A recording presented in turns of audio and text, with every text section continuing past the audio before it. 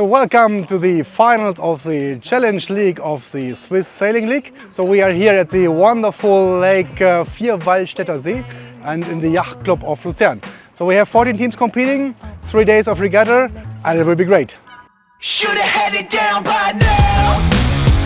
Always fucking around. Ain't got a clue how to claim a virtue.